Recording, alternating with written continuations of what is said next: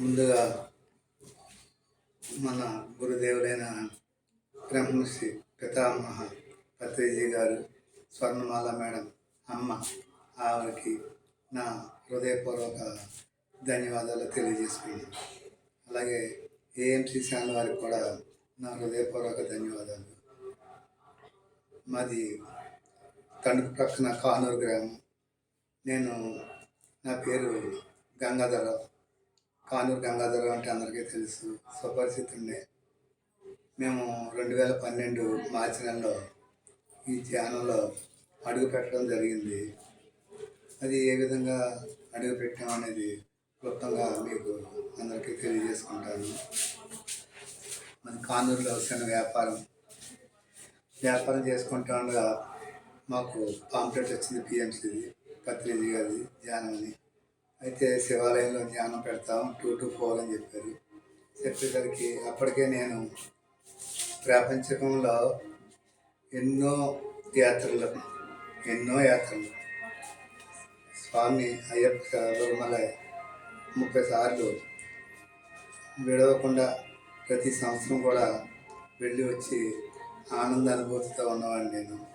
హరిద్వార్, ఋషికేశ్, కేదార్నాథ్, బద్రీనాథ్, గంగోత్రి, యమునోత్రి, కాశీ, రామేశ్వరం, అరుణాచలం ఇవన్నీ కూడా నా గత జన్మ సంబంధం కనుకనే వెళ్ళాను అనుకుని తృప్తిపడేవాడిని. నాకు ఇప్పుడు 63 వయసు. 25వ సంవత్సరం నుంచి కూడా నేను ఆధ్యాత్మిక ప్రయాణం ప్రారంభించాను.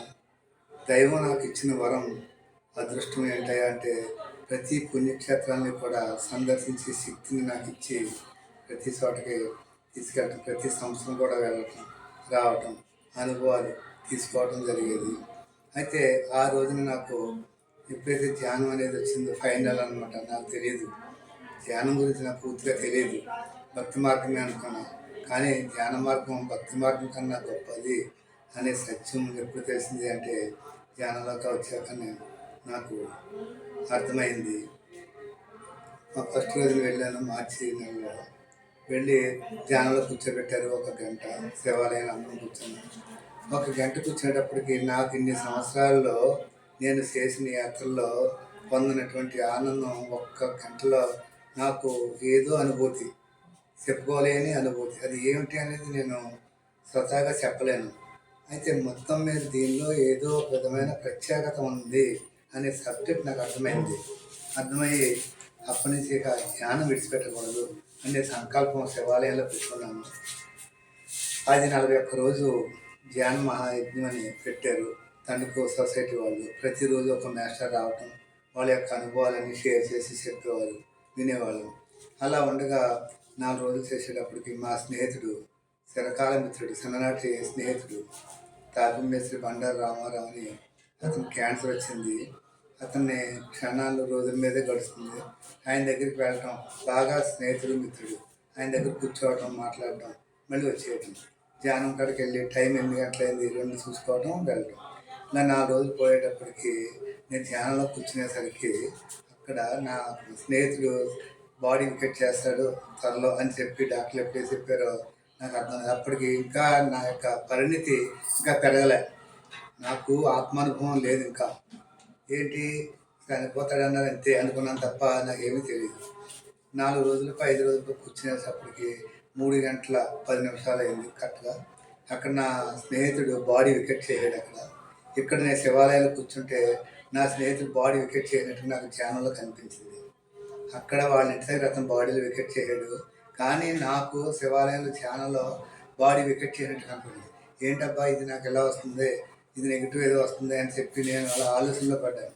అప్పటివరకు ధ్యానం చేసిన వాడిని ఆటోమేటిక్గా నాకు ఈ థాట్లో వచ్చేసరికి మా మేనల్డ్ వచ్చి నా భుజం మీద చేయి తట్టి లేవమన్నాడు. ధ్యానం నుంచి లేవను కదా ఇలా 2 సార్లు అనేటప్పటికి కళ్ళు తెరిచి చూసేటప్పుడు అబ్బాయి బయటకు రమ్మని చెప్పాడు. ఇప్పుడే నీ స్నేహితుడు బాడీ వికెట్ చేయడని చెప్పి. ఏం అద్భుతం ఇది అంటే ఎక్కడ ఏం జరుగుతుందో కూడా సైంటిస్టులు కనిపెడతారనేవారు, కానీ ఈ ధ్యానం వల్లనే అవన్నీ కూడా తెలుసుకున్నారు, ఇవన్నీ చేశారు అనే సత్యం నాకు అర్థమైంది. సరే అనుకున్నా. వెంటనే అక్కడికి మా స్నేహితుల దగ్గరికి వెళ్ళాం. ఆయన బాడీ కట్ చేసాడు చూసాం. అయిపోయాక అలా ధ్యానం చేసుకుంటూ ఉండగా ఒకరోజు నైట్ జనవరి 22 కానీ 23 తారీఖుల్లో నైటు నాకు ధ్యానంలో కాదు నిద్రపోతూ ఉండగా నిద్రలో అదే వ్యక్తి, ఇది మార్చి నెలలో జరిగింది. మళ్ళీ నెక్స్ట్ ఇయర్ జనవరి 22, 23 తారీఖుల్లో అతను అదే వ్యక్తి నాకు నిద్రలో కనిపించి నేను మళ్ళీ జన్మ తీసుకున్నాను, మళ్ళీ భూమి మీదకి వచ్చాను మిత్రమా అని చెప్పాడు. ఇదేంటి జన్మ తీసుకోవటం, భూమి మీద రావడం అంటే ఇంకా నాకు ధ్యానంలో అనుభవాలు ఇంకా లేదు, ధ్యానం గురించి అంత డెప్త్ లేదు అనేటప్పటికి ఏంటిది ఇలా తీసుకున్నాడు. ఆయన యొక్క ఆత్మ శివించాడు నాకు. ఆత్మ అంటే ఏంటో అన్నా, శివాలయం దగ్గర ప్రతిరోజు మేము ఎదురంతాం కొద్ది రోజుల్లో. ఆ శివాలయం దగ్గర చిన్న నలి పురుగు ఉంటుంది చూసారా, ఆ టైప్లో కింద పురుగులాగా అలా ఆడుతూ ఉంది. ఇది నా ఆత్మ చూపించాడు. ఆత్మ నేను ఎప్పుడు చూడలే. ఆత్మ చూపించి ఇది ఆత్మ నేను మానవ జన్మ తీసుకున్నాను అన్నాడు. కానీ ఎక్కడ తీసుకున్నాడు ఏంటని చెప్పలేదు. ఓహో ఇతను మానవ జన్మ తీసుకున్నాడు నాకు అలా మెలకు వచ్చింది. అయిపోయాక మెలకు వచ్చాక తెల్లారాక ఇంకొక మిత్రుడు ఉన్నాడు, నా షాప్లోకి వచ్చి కూర్చుంటారు. ఆయన చౌదరి గారు, వాకల్పూడి రాజు గారు అని ఆయన వచ్చి కూర్చున్నారు. కూర్చుని 9 గంటల సందర్భంలో మన మిత్రుడు బండారు రాము మళ్ళీ జన్మ తీసుకున్నా అన్నాడండి. నాకు ఇలాగ నిద్రలో కళ్ళ వచ్చిందంటే అవునా అన్నాడు. అవునండి. అయితే అతనికి 15 రోజులు అయిందయ్యా మనవడు పుట్టాడండి. అతనికి చిన్న కొడుకు పుట్టాడు అని చెప్పేటప్పుడు నేను ఆశ్చర్యపోయా. సరే అన్నా. వాళ్ళ ఫంక్షన్ పిలిచారు, ఉయ్యాలో వేస్తామని. వెళ్ళి చూసినప్పుడు అతను కోడలతో చెప్పాను, అమ్మ ఇతను మీ మామయ్య గారు భూమి మీదకి వచ్చారు, జన్మ తీసుకున్నారు, ఇతను మాత్రం గమనించు అంటే పత్రిక చెప్పింది ఏంటంటే గత జన్మ అయ్యే పేజీ తిప్పాక మళ్ళీ కంటిన్యూ ఎలా అవుతుందో అలా గత జన్మది కూడా గత జన్మలోకి వస్తుంటాయి వాసనలు అని చెప్పారు కదా మన గురువు. సాంబార్ అన్నం తిన్నాక 1-2 గంటల వరకు మనకి ఆ రుచి పోదు.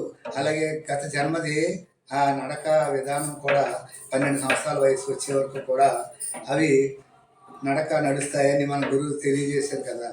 కాబట్టి ఈ అబ్బాయికి 12 సంవత్సరాల వయసు వచ్చే వరకు మీ మామగారు ఎలా చేసేవారు ఏంటో అబ్జర్వ్ చేయాలన్నా. అబ్జర్వ్ చేస్తుంది. అతను పెద్ద బిల్డర్. 1 కోటి రూపాయలు పైన కాబట్టి తక్కువలో ఎప్పుడు బిల్డింగ్ కట్టలేదు. అన్ని బిల్డింగ్లు కట్టేవాడు. ఎక్కడ చూసినా కానూరులో అతనే బిల్డింగ్లు. ప్రతి బిల్డింగ్ 100కి 90 బిల్డింగ్లు అయిందే. ఈ అబ్బాయి ఎక్కడికి వెళ్ళినా సెంటిఫికెట్ నుంచి కూడా ప్రతి బిల్డింగ్ వంక చూసుకోవటం, వెనక్కి విరగబడిపోవటం, పైకి చూసుకుంటాడట. వీడు మా మామగారిలాగా ప్రతి బిల్డింగ్ చూస్తాడండి, ప్రతిది అబ్జర్వ్ చేస్తాడండి. అతని లీడర్షిప్, ఆయన దగ్గర 50 మంది ఎప్పుడూ కూడా ఉండేవారు.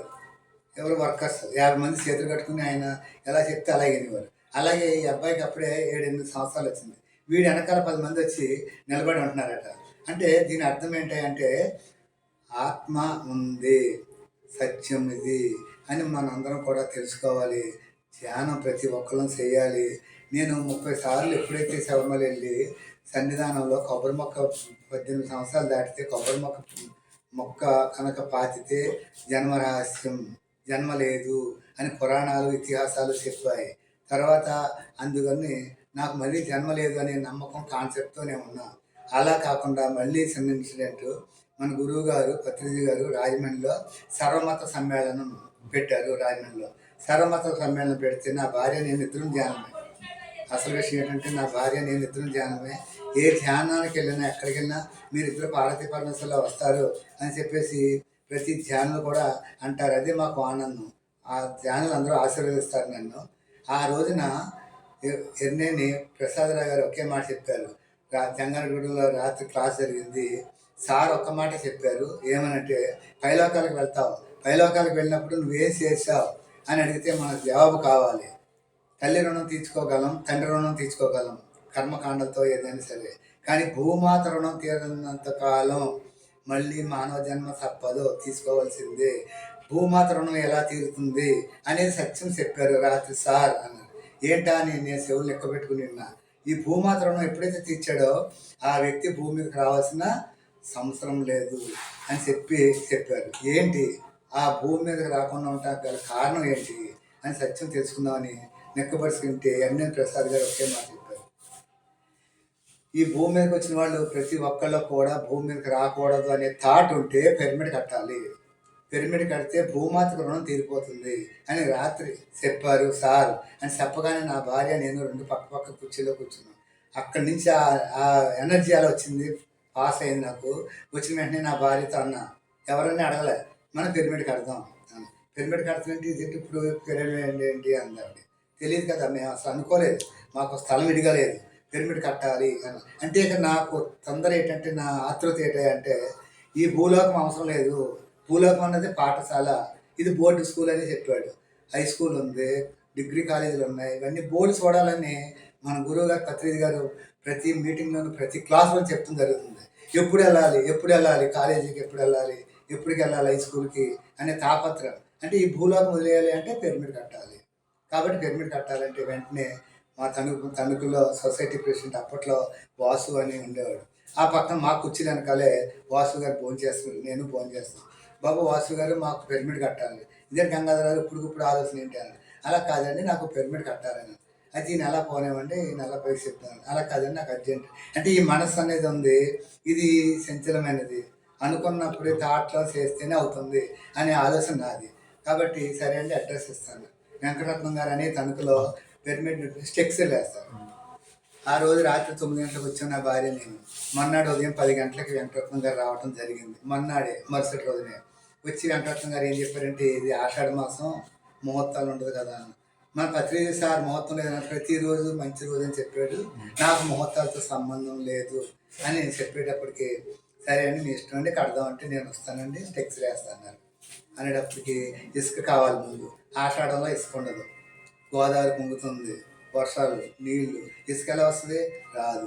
ఇసుక డ్రైవర్ దగ్గరికి వెళ్ళి డాక్టర్ దగ్గరికి వెళ్ళి రూపాయి ఉన్న ఇసుక 3 రూపాయలు చెప్పాడు. అయినా పర్వాలేదు నాకు. ఎందుచేతంటే ఇసుక ఎప్పుడైతే గుమ్మలో పోసానో ఆటోమేటిక్గా కట్టడం జరుగుద్ది. ఇసుక లేకపోయేటప్పటికి తర్వాత చూద్దాం అనుకుంటాం. అంటే కసి తపన అదే చెప్పాడు. రామకృష్ణ పరమహంస చెప్పింది కూడా, స్వామి వివేకానందకి చెప్పింది కూడా అదే.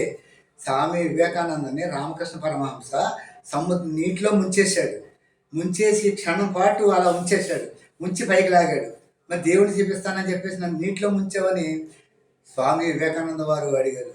ఈ స్వామి వివేకానంద వారికి రామకృష్ణ పరమహంస ఏం చెప్పారు, నిన్ను ఎప్పుడైతే నీటిలో ముంచానో, ఎప్పుడైతే అంత తపన పడ్డావో, ఆ తపన నువ్వు దైవం కోసం ఆ తపన ఆ తాపత్ర పడిన నాడు మాత్రమే నీకు దైవం కనిపిస్తారు తప్ప అంత తపన లేనప్పుడు నీకు దైవం ఎలా కనిపిస్తారని చెప్పారు అని నాకు బాగా గుర్తు. కాబట్టి ఆ తాపత్రంతో ఆ తపనతోటే 9x9 చిన్న ఇల్లు మాది, షాపు. ఆ షాప్ పైన 9x9 పత్రిజీ గారు స్వర్ణమాల పత్రిజీ ఆశీస్సులతో నేను కట్టుకుని రాజ్యలక్ష్మి మేడం గారు, తటవర్తి రాజ్యలక్ష్మి గారిని పిలుచుకుని ఆహ్వానం చేసి ఆ చిన్న కుటీరం కట్టుకున్నాం. 9x9 పిరమిడ్ కట్టుకున్నాం, ఆనందంగా జీవిస్తున్నాం. ఇప్పుడు ఏంటయ్యా ఆ పిరమిడ్ కట్టడానికి కారణం ఏంటయ్యా అనేది నాకు ఆలోచిస్తుంది. ఊళ్ళో జనం వచ్చిన రాకపోయినా ఆ పిరమిడ్ కింద షాప్ ఉండేది మాది. మా షాప్ ఉంటే మా నాన్నగారికి 90 సంవత్సరాల వయసు, అమ్మగారికి 82 సంవత్సరాల వయసు. మేము 4 అన్నదమ్ములు, అందరికి వెళ్ళేవారు. ఇప్పుడు నాన్నగారికి కాళ్ళు సపోర్ట్ చేయక ఎక్కడికి వెళ్ళలేకపోతున్నారు. అప్పుడు ఆలోచన వచ్చింది నాకు, సరే అని ఆ షాప్ తీసేసి ఆ షాప్లోనే దివాన్ కాటు, పరుపు, ఫ్యాన్ వేసి నాన్నగారిని అమ్మగారిని ఆ పిరమిడ్లో పెట్టాను. కింద షాపు, పైన పిరమిడ్.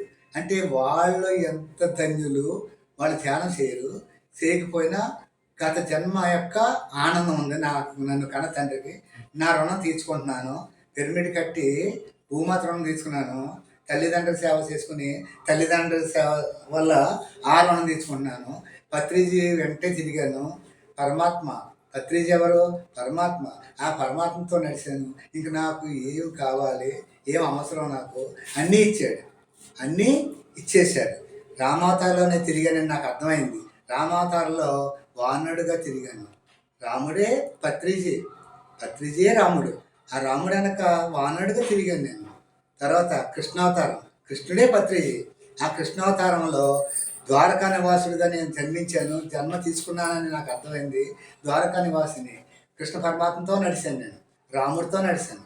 ఈవేళ కలియుగంలో రాక్షసులతోటి, దుర్మార్గులతోటి, దైవ సంబోధులతోటి అందరితో కృష్ణుడి పాత్ర కన్నా ఈ పత్రిజీ పాత్ర చాలా ఎక్కువగా తీసుకున్నారు ఆయన. ఆ పాత్రలో ఆయనతో నడియాడాను. అంటే ఇక్కడ థాట్ ఏంటంటే 3 రకాల జన్మలతో 3 రకాలుగా వచ్చాను. సార్ ఏం చెప్పాడు, 300 జన్మలు తీసుకుంటేనే కానీ ధ్యానం అనే మాట రాదు గాక రాదు. నీ కర్మలు వదిలితేనే ధ్యానంలోకి వస్తావు అని చెప్పాడు. కాబట్టి నా కర్మలు వదిలినాయని నేను నమ్మకంగా ఉన్నాను, పరిపూర్ణంగా ఉన్నాను. ఈవేళ బంటి మీద రావాలని అప్పుడే వారం రోజుల నుంచి నా యొక్క తాపత్రయం ఈ రోజు రావడానికి జరిగింది. తా తాపత్రయంగా బయలుదేరి 11 గంటలకు బయలుదేరి వచ్చాము. అంటే ఏం చెప్పుకోవాలంటే ఆధ్యాత్మికంలో ఉండాలి అంటే తపన ఉండాలి. ముందు తపన కావాలి.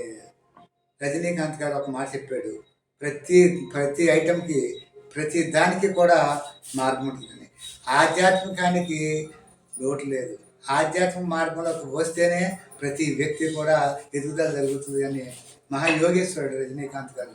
ఆయన కూడా ఎన్నో యాత్రలకు వెళ్ళొచ్చారు. నేను హరిద్వార్, కేదార్నాథ్, ఋషికేశ్, బద్రీనాథ్ అన్ని తిరిగితే అన్ని హిమాలయాస్లో తిరిగా ఎంతో అదృష్టవంతుంది. అన్ని విధాలుగాను కూడా ఆనందంగా ఉంటున్నాం. ఏంటంటే సింపుల్గా చెప్తాను. కృష్ణ పరమాత్మ చెప్పింది నాకు అర్థమైంది ఏంటంటే భగవద్గీతలో కోటి పూజ సమస్తోత్రం, కోటి స్తోత్ర జపం, కోటి జప ధ్యానం. అంటే ఇన్ని స్థితులు దాటితేనే ధ్యానం. అంటే భక్తి మార్గం ఎక్కడ ఉంది? భక్తి పూజ ఎక్కడ లోయర్ ఉండాలి, అది కూడా ఉండాలి. అది కూడా ఉండి ఫస్ట్ మెట్టు 18 మెట్లు ఇవి. ఫస్ట్ మెట్టు భక్తి మార్గం బాగుందని ఆ మెట్టుకాడు ఉంటే మిగిలిన మెట్లు ఎక్కే అవకాశం లేదు. కాబట్టి అందరూ కూడా ధ్యాన మార్గంలోకి రావాలి, శాకాహారంలోగా ఉండాలి. ఏంటి పిరమిడ్ సొసైటీకి అందరూ కూడా సహకరించాలి. పిరమిడ్ సొసైటీ మాస్టర్స్ అంటే ఎవరో దివ్య జ్యోతులు అని చెప్పాడు మన గురువు ఏం చెప్పారు? దివ్య జ్యోతులు. ఆయనతో వచ్చాం, మళ్ళీ వెళ్ళిపోయారు. ఇప్పుడు ఆయన ఎక్కడికి వెళ్ళారు? అనంత లోకాలకు వెళ్ళిపోయారు. ఆయన శిష్యుడు ఎవరో నందాప్రసాద్, వీళ్ళిద్దరూ కలిపి వెళ్ళి పైలోకాల్లో మళ్ళీ డిజైన్ చేస్తున్నారు. ఎలా రావాలి, మళ్ళీ ఏ విధంగా దీన్ని మార్చాలి, ఈ కలియుగాన్ని ఏ విధంగా ముందుకు తీసుకెళ్ళాలి అని ప్రాసెస్ కోసం నా గురువు పత్రిజీ వెళ్ళిపోయారు, శిష్యుడు కూడా వెళ్ళిపోయాడు. కానీ బయట వాళ్ళు తెలియక నాలాంటి వాళ్ళు ప్రశ్నిస్తున్నారు. నీ గురువు ఉంటానన్నాడు, వెళ్ళిపోయాడు అని అడుగుతున్నారు. కానీ నాకు తెలుసు ఆ సత్యం. సార్, మనం ఒక సినిమా తీయాలంటే ఒక డైరెక్టర్, ఒక రచయిత, మ్యూజిక్ డైరెక్టర్ వీళ్ళందరూ కూడా కలిపి కూర్చుని దీన్ని ఏ విధంగా డిజైన్ చేయాలి అనుకుని 4 సంవత్సరాలు డిజైన్ చేస్తేనే ఒక సినిమా 2 గంటలు వస్తుంది కదా. ఈ విశ్వం కోసం, కళ్యాణం కోసం వెళ్ళాడు సార్. ఆయన వెళ్ళి ఆయన చేశాక మనందరం వెళ్తాం, తప్పనిసరిగా వెళ్ళాలి. మనందరం కూడా ఆయన వెనక మళ్ళీ వెళ్తాం. ఆయన మళ్ళీ మనకన్నా ముందు జన్మ తీసుకుంటారు. ఆయన జన్మ తీసుకున్నాక మనకి కనుక భూమి మీదకి రావాల్సిన అవసరం ఉంటే భూమి మీదకి వస్తాం, మన అవసరం లేకపోతే దైవంలో కలిసిపోతాం. బాబా కూడా అదే చెప్పాడు, 1 అడుగు దైవం కోసం వేస్తే 9 అడుగులు నేను వేస్తాను. అంటే భగవంతుడు 10 అడుగులు మనకి ముందుకేస్తాడు. ఆ 1 అడుగు వేయటానికి మనకి అవకాశం రావట్లేదు. ఇది నాది, నేను. రమణ మహర్షులు ఏం చెప్పారు? నేను చచ్చిపోవాలి, నాది చచ్చిపోవాలి. అది సామాన్యమైన విషయం కాదు. చెప్పడానికి చేయటానికి చాలా తేడా. చెప్పడం చాలా తేలిక, ఆచరించడం చాలా కష్టం. మా ఊరి పక్కన శివటం ఉంది, అమ్మ శివటం అమ్మ. ఆవిడ యొక్క అనుభవాలు తెలిస్తే చాలా గొప్ప విషయాలు. సుధీంద్ర బాబు గారి అనుభవాలు చాలా గొప్ప విషయాలు. ఆవిడ ఏం చెప్పింది? కూర్చుంటే కుప్పలు, తిరిగితే తిప్పలు. ఆ వర్డ్ విన్నాక నేను 5 సంవత్సరాలుగా యాత్రలో ఆగిపోయాను. నాకు అర్థమైంది. అమ్మ చెప్పింది, రామనామం చెప్పరా అంది అందరినీ. రామనామం చెప్పించుకోమంది ఆవిడ. రాముడి కన్నా మించిన దైవం లేదు. రాముడు ఎవరు? ఆత్మలోకి పరమాత్మ. ఆయన ఉన్న ఆత్మలోంచి పరమాత్మగా వచ్చారు. ఆ పరమాత్మే దైవం అయ్యారు మానవ తండ్రి. మనం కూడా అంతే.